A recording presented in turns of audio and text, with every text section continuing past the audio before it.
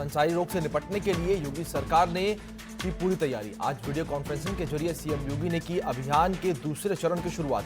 बीमारी को लेकर 31 जुलाई तक लोगों को किया जाएगा जागरूक।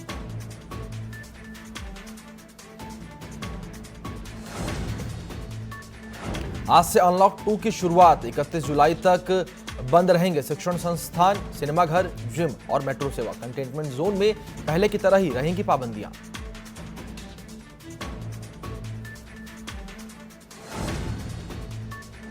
आज से अनलॉक 2 लागू हो रहा है। बताते चले कि 31 जुलाई तक अनलॉक 2 लागू रहेगा। अनलॉक 2 में भी शिक्षण संस्थान, सिनेमाघर बंद रहेंगे। स्विमिंग पूल, मनोरंजन पार्क, थिएटर, बार, ऑडिटोरियम बंद रहेंगे। इसके साथ ही बड़े धार्मिक आयोजन पर भी पाबंदी रहेगी। खास बात यह है कि अनलॉक 2 में नाइट कर्फ्यू में राहत दी गई है। अब रात 10 बजे से सुबह 5 बजे तक कर्फ्यू रहेगा।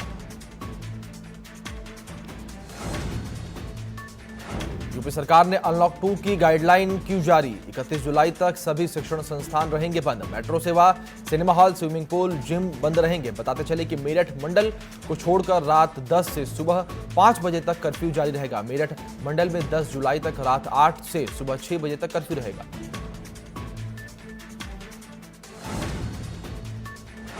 आज से शुरू होगी चारधाम यात्रा। सिर्फ उत्तराखंड के ही लोग कर सकेंगे दर्शन। कंटेनमेंट और बफर जोन में रहने वाले लोगों को नहीं मिलेगी अनुमति।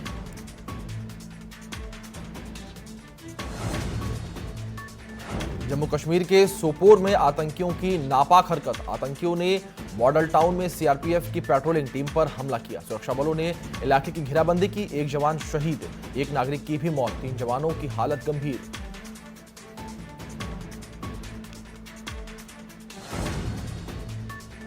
बेसिक शिक्षा परिषद ने स्कूलों में फर्जीवाड़ा का मामला। एक ही पैन नंबर पर 2500 से ज्यादा शिक्षकों की जांच करेगी एसटीएफ। एक ही बैंक खाते में जा रही थी 2 शिक्षकों की सैलरी।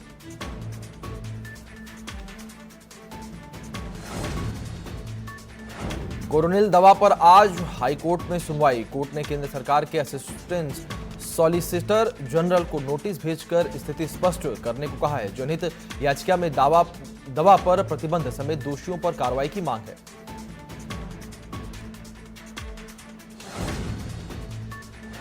काशीपुर के जशपुर इलाके में चाकू से गोदकर युवक की हत्या। सीसीटीवी में कैद हुई पूरी घटना। वारदात के बाद हत्या, आरोपी फरार।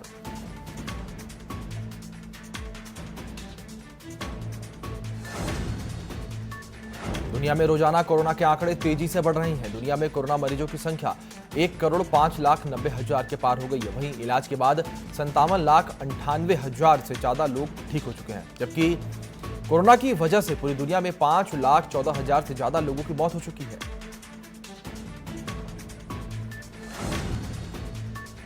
देश में लगातार कोरोना की रफ्तार तेज होती चली जा रही है। भारत में कोरोना के 5,85,493 केस सामने आए हैं। 24 घंटे में 18,653 नए केस सामने आए हैं। तो वहीं 24 घंटे में 507 लोगों की मौत हो चुकी है। बताते चले कि 3,37,000 से ज्यादा लोग इलाज के बाद ठीक हो गए हैं। देश में 2,20,000 एक्टिव केस हैं।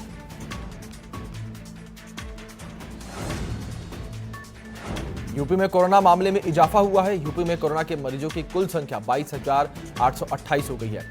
16,084 मरीज ठीक होकर घर लौट चुके हैं। तो वहीं यूपी में 697 कोरोना मरीजों की इलाज के दौरान मौत हुई है। यूपी में कोरोना संक्रमण के 6,711 एक्टिव केस हैं। दिल्ली एनसीआर में कोरोना का प्रकोप बढ़ता जा रहा है। नोएडा में 24 घंटे में कोरोना के 97 मामले सामने आए हैं। तो वहीं गाजियाबाद में पिछले 24 घंटे में 151 नए कोरोना मरीज मिले हैं। गाजियाबाद में एक दिन में कोरोना के 4 लोगों की मौत हुई है। उत्तराखंड में कोरोना मरीजों की संख्या बढ़कर 2,898 हो गई है। देहरादून में कोरोना के 17 नए मरीज सामने आए हैं। सेना अस्पताल में भर्ती 7 सैनिकों में कोरोना की पुष्टि हुई है। देहरादून के 10 अन्य मरीजों में भी कोरोना की पुष्टि हुई है।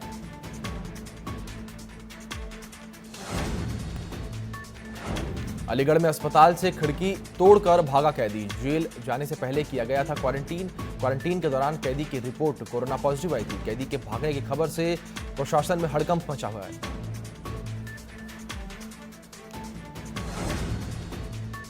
बरेली के आंवला तहसील में रिश्वत लेते हुए रंगे हाथों गिरफ्तार हुए कानूनगो किसान से 10,000 रुपए का रिश्वत लेते हुए पकड़े गए हैं। कानूनगो बताते चले कि किसान ने एंटी करप्शन कार्यालय में शिकायत की थी।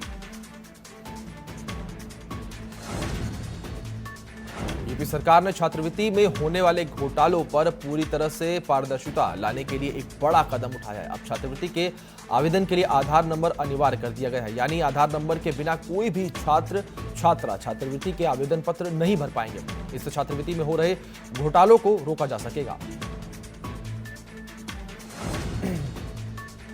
संभल में 5 कोरोना पॉजिटिव मरीज घर से भाग गए। बताया जा रहा है कि स्वास्थ्य विभाग ने सभी मरीज को होम क्वारंटीन कर रखा था। पुलिस टीम ने कड़ी मशक्कत के बाद कुछ लोगों को पकड़ लिया है। अभी भी कुछ लोग फरार हैं, जिनकी तलाश जारी है।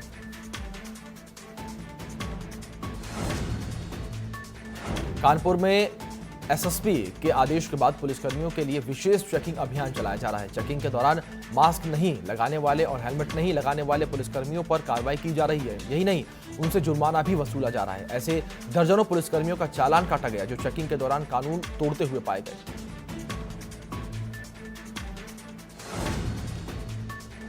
सहारनपुर में जमीयत उलेमा ए हिंद और Sheikh ul Hind education and charitable trust ने आज जिलाधिकारी कार्यालय पहुंचकर 500 पीपीई किट जिलाधिकारी को सौंपी।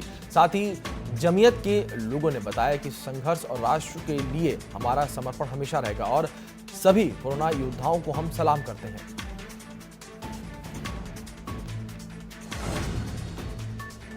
थैलेसीमिया और दूसरे जरूरतमंद रोगियों को ब्लड उपलब्ध करवाने के उद्देश्य से हरियाणा रेड क्रॉस सोसाइटी ने धार्मिक, सामाजिक और स्वयंसेवी संगठनों के सहयोग से लगभग 27,000 यूनिट ब्लड इकट्ठा किया है, जिसके बाद यह पूरे देश में पहला स्थान प्राप्त कर लिया है। ये बात हरियाणा के राज्यपाल सत्यदेव नारायण आर्य ने बैठक में कही।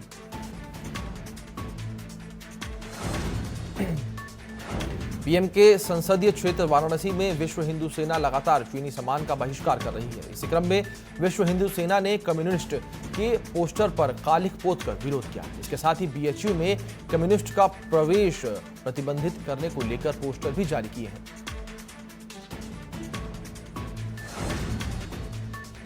गाजियाबाद के इंदिरापुरम में डीपीएस स्कूल ने 15 साल से काम कर रहे 70 लोगों को नौकरी से निकाल दिया है। यही नहीं, स्कूल ने महज 4 दिन का नोटिस पीरियड भी दिया है, जहां एक तरफ 30 टीचर्स और 40 चौथी श्रेणी के कर्मचारियों को नौकरी से निकाल दिया गया है, वहीं दूसरी तरफ इन लोगों के सामने रोजगार का संकट खड़ा हो गया है। डीपीएस की मनमानी पर कार्रवाई की मांग उठ रही है।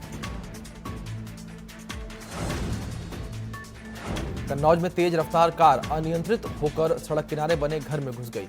गनीमत यह रही कि हादसे में किसी की जान नहीं गई, लेकिन ड्राइवर घायल हो गया है। ग्रामीणों ने पलटी कार को सीधा किया।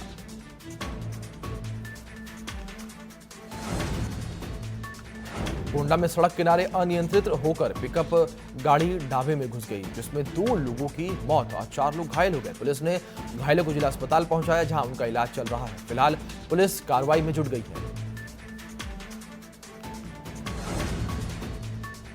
एटा में तेज रफ्तार से आ रहे लोडिंग ट्रक ने बाइक को टक्कर मार दी। बाइक पर सवार मां बेटे की मौके पर ही मौत हो गई। सूचना मिलते ही मौके पर पहुंचे पुलिस ने शव को कब्जे में लेकर पोस्टमार्टम के लिए भेज दिया है। आपको बता दें कि मां और बेटे शादी में शामिल होने के लिए जा रहे थे।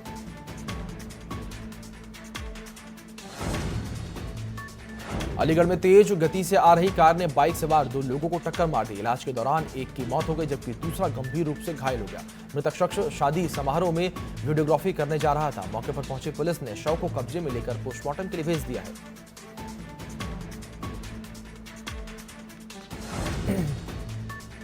कानपुर देहात में मामूली विवाद के चलते 2 पक्षों के बीच खूनी संघर्ष हो गया। दरअसल दुकान में सामान लेने के दौरान ये विवाद हुआ। विवाद में 9 लोग गंभीर रूप से घायल हो गए। सभी घायलों को इलाज के लिए अस्पताल में भर्ती करवाया गया है।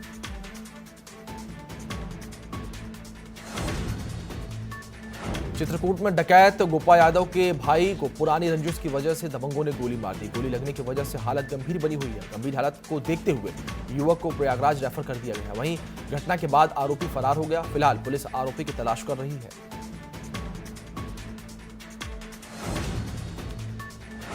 मुरादाबाद में डबल मर्डर से सनसनी फैल गई है। ठाकुर द्वारा तहसील में पति पत्नी की हत्या कर दी गई है। हत्या के पीछे लूटपाट की आशंका जताई जा रही है।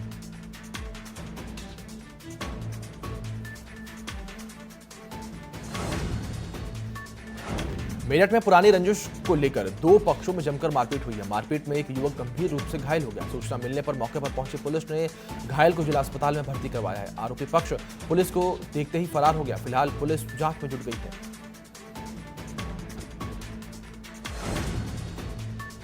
बांदा में दबंगों ने चुनावी रंजिश के चलते एक युवक की हत्या कर दी। बताएं आपको, हत्या करने के बाद दबंग फरार हो गया। पुलिस ने शव को पोस्टमार्टम के लिए भेज दिया है। फिलहाल पुलिस आरोपियों की तलाश में जुट गई है।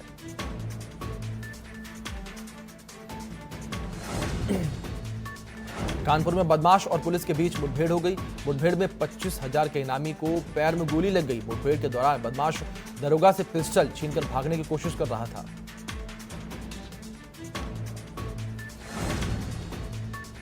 एटा में तालाब के किनारे एक महिला का शव मिलने से इलाके में हड़कंप मच गया। सूचना मिलते ही मौके पर पहुंची पुलिस ने शव को कब्जे में लेकर पोस्टमार्टम के लिए भेज दिया है। परिजनों ने रेप के बाद हत्या की आशंका जताई है। वहीं वरिष्ठ पुलिस अधीक्षक सुनील कुमार सिंह का कहना है कि महिला के चेहरे पर चोट के निशान है।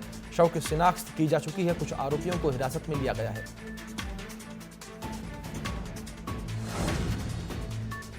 मुजफ्फरनगर में 17 साल की युवती पानी भरने गई थी, जिस दौरान पहले उसका अपहरण किया गया। उसके बाद 5 लोगों ने उसका गैंगरेप किया। पीड़ित पक्ष का ये भी आरोप है कि आरोपियों ने गैंगरेप का वीडियो सोशल मीडिया पर वायरल कर दिया है। परिवार की तहरीर पर पुलिस ने 6 लोगों के खिलाफ मुकदमा तो दर्ज कर लिया है, लेकिन आरोपी अभी भी गिरफ्त से बाहर है।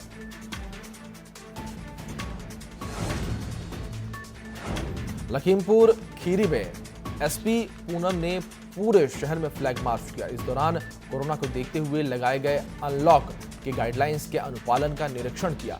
इस दौरान दुकानदारों को निर्धारित समय के बाद दुकानें बंद करने और मास्क सैनिटाइजर का प्रयोग करने के सख्त निर्देश दिए। साथ ही आम जनता को भी रात में आवश्यक रूप से भ्रमण न करने और बाहर निकलते समय मास्क का प्रयोग करने के लिए जागरूक किया।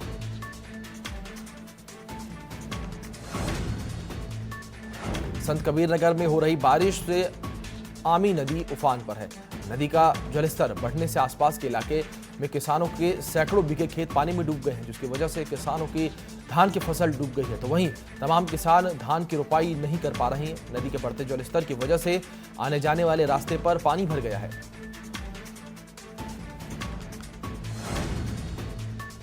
गोरखपुर में बारिश रिकॉर्ड तोड़ हो रही है। गोरखपुर का हाल ये है कि जहां भी हल्की बारिश हुई कि पूरा शहर जलमग्न हो जाता है। गोरखपुर का हाल बेहाल है। सड़कों पर आने जाने वाले लोग परेशान हैं, लेकिन अधिकारी अपनी तत्परता नहीं दिखा रहे हैं, जिस वजह से सड़क जलमग्न है।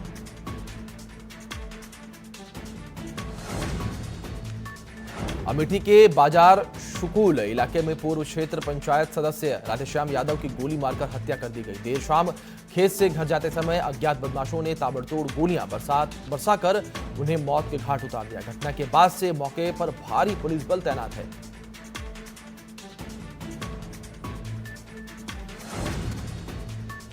बहराइच के रिसिया इलाके में किशोरी की हत्या का पुलिस टीम ने खुलासा किया है। पुलिस के मुताबिक इस खौफनाक वारदात को लड़की के पिता ने खुद अंजाम दिया था। पुलिस ने आरोपी पिता को गिरफ्तार कर जेल भेज दिया है।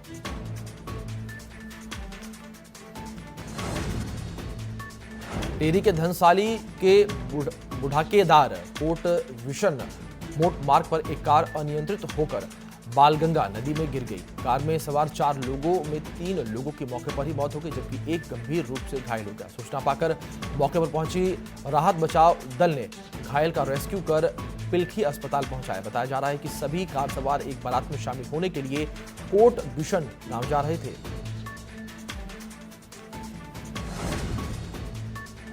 उन्नाव के गंगा घाट कोतवाली इलाके में 19 जून सरेराह दिन दहाड़े हुए हत्याकांड में पुलिस ने खुलासा किया है। पुलिस ने 10,000 के इनामी मुख्य आरोपी और उसके साथी समेत 6 लोगों को गिरफ्तार किया है। पुलिस का दावा है कि घटना में इस्तेमाल किए गए 2 बाइक, 1 कार और 3 तमंचा को बरामद किया गया है।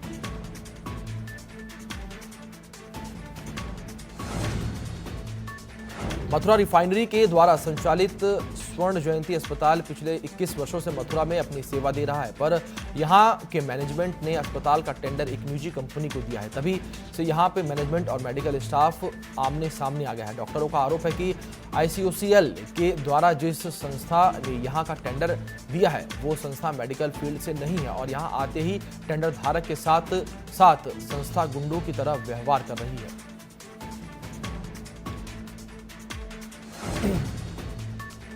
मुजफ्फरनगर में देर रात बुढ़ाना कोतवाली इलाके में पुलिस की चेकिंग के दौरान बाइक सवार 2 बदमाशों और पुलिस टीम के बीच जबरदस्त मुठभेड़ हो गई। इस मुठभेड़ में बदमाशों की ओर से भी कई फायरिंग की गई है। एक सिपाही प्रदीप कुमार घायल हो गए हैं। वहीं पुलिस की ओर से की गई जवाबी कार्रवाई में घेराबंदी के दौरान 5000 के नामी बदमाश जाहिद को गिरफ्तार कर लिया गया, जबकि दूसरा साथी अंधेरे का फायदा उठाकर फरार हो गया।